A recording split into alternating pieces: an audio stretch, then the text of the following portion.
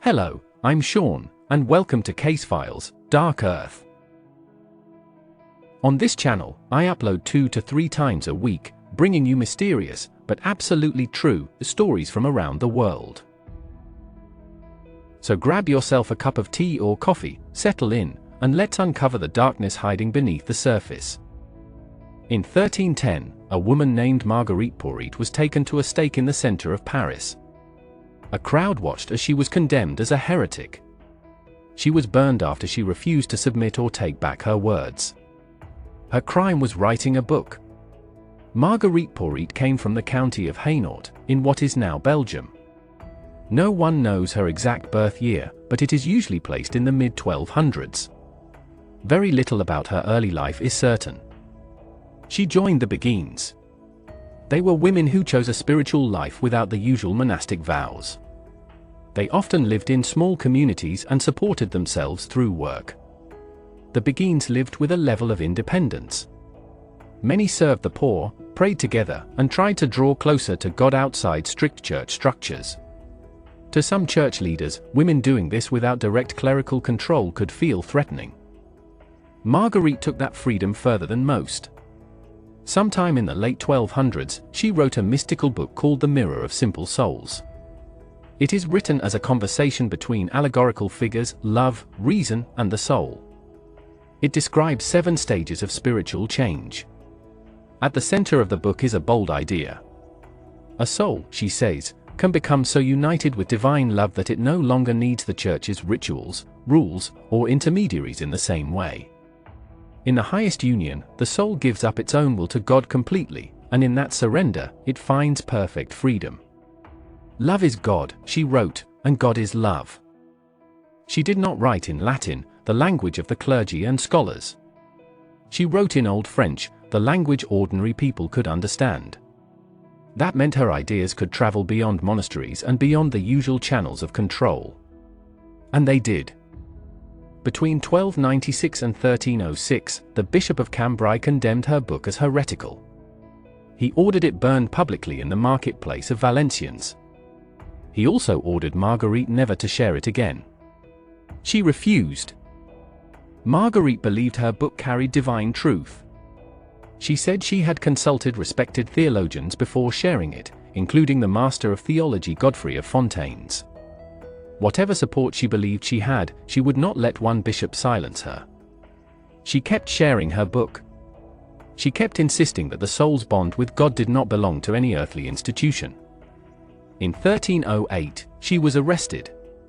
She was handed to the Inquisitor of France, a Dominican friar named William of Paris. He was also confessor to King Philip IV, the same king who was moving against the Knights Templar at the time. Marguerite was imprisoned in Paris for 18 months. During that time, she refused to speak to her inquisitors. She would not take the oath required to proceed with the trial, and she would not answer questions. Her silence was not passive. It was an act of defiance, and it enraged the authorities. A commission of 21 theologians from the University of Paris examined her book. They pulled out 15 statements they judged to be heretical. One of the most alarming was the claim that a soul fully united with God could give nature what it desires without sin, because such a soul was no longer capable of sin. To the Church, that sounded like a moral disorder. To Marguerite, it described the freedom that comes from perfect surrender. She was offered many chances to recant. Others saved their lives by admitting error. A man arrested alongside her, Gaillard de Cressenesset, first claimed he was her defender, then later recanted and was sentenced to life imprisonment. Marguerite did not bend. On May 31, 1310, William of Paris declared her a heretic again after she had already been warned. He turned her over to secular authorities. The next day, June 1, she was led to the Place de Grève, the square used for public executions.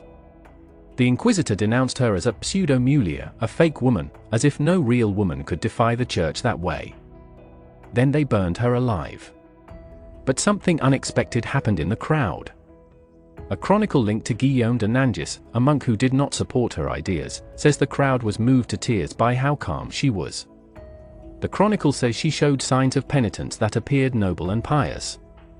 Her serenity unsettled people who expected a screaming heretic.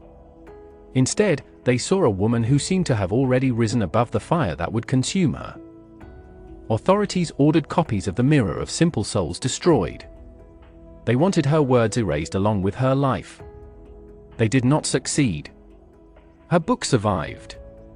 It circulated in secret, passed from hand to hand across Europe. It was translated into Latin, Italian, and Middle English. For centuries, it was read without her name. It was even credited to other writers. The text was too powerful to disappear, even when the author was hidden. In 1946, more than 600 years after her death, a scholar named Romana Guarnieri studied manuscripts in the Vatican Library.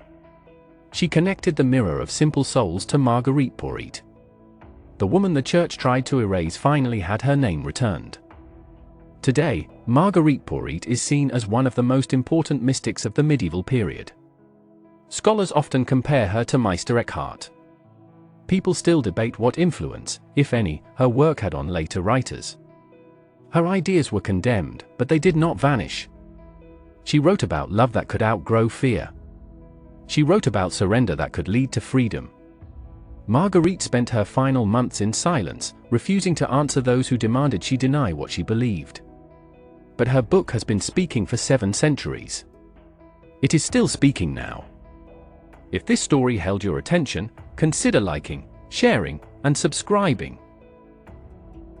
Hit the bell icon to be notified when the next case is uncovered.